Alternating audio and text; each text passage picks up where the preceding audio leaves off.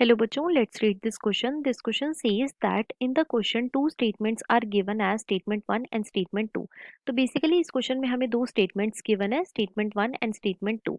Statement 1 is saying the succession of plants start with mesoc and can reach up to the equilibrium with the environment either in the form of hydrophytes or xerophytes. And statement 2 is saying the product of ecosystem processes are named as natural products. अब अगर इस question के में की concept की बात करूं तो इस क्वेश्चन का जो की कॉन्सेप्ट है वो है बच्चों ecosystem. Let me right it over here, it is ecosystem. अब सबसे पहले तो देखो इकोसिस्टम क्या होता है। तो जो इकोसिस्टम है ये बच्चों एक फंक्शनल इंटरैक्शन है।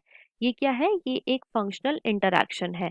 और ये इंटरैक्शन किस किस चीज के बीच में होता है? तो ये इंटरैक्शन होता है mainly between biotic and abiotic components. So ecosystem is the functional interaction between biotic and abiotic component. Abiotic component, right?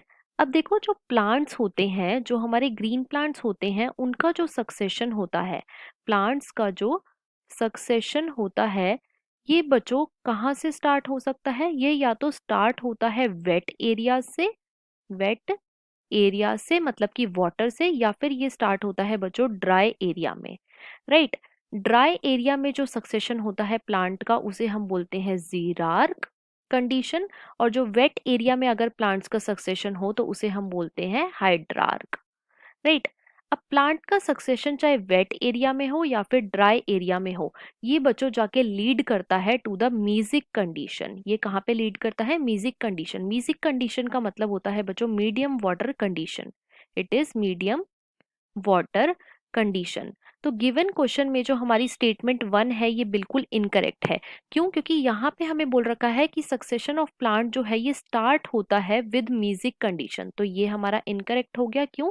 क्योंकि जो सक्सेशन ऑफ प्लांट होता है जब भी, तो वो बच्चों लीड करता है टू म्यूजिक कंडीशन, ना कि म्यूजिक कंडीशन से स्टार्ट होता है।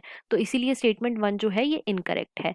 अब देखो जो इकोसिस्टम सर्विसेज होती हैं, what are ecosystem services? नाम से ही पता लग रहा है इकोसिस्टम सर्विस मतलब कि ऐसी सर्विसेज जो कि हमें इकोसिस्टम प्रोवाइड कराए। तो इकोसिस्टम सर्विस क्या होती हैं? ये बच्चों कुछ पॉजिटिव बेनिफिट होते हैं।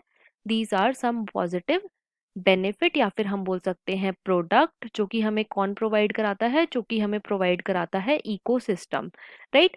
जो इकोसिस्टम प्रोसेसेस के प्रोडक्ट होते हैं उन्हें हम क्या बोलते हैं? उन्हें हम बोलते हैं बच्चों इकोसिस्टम सर्विसेज, ना कि नेचुरल प्रोडक्ट्स। तो इसीलिए स्टेटमेंट 2 जो है ये भी इनकरेक्ट है। तो गिवन क्वेश्चन में हमारी दोनों ही स्टेटमेंट इनकरेक्ट है। तो इसके अकॉर्डिंग जो हमारा मोस्ट अप्रोप्रिएट ऑप्शन है वो है option number 2, that is both statement 1 and statement 2 are incorrect. So the final answer of this question is option number 2। I hope you understood it well. Best of luck.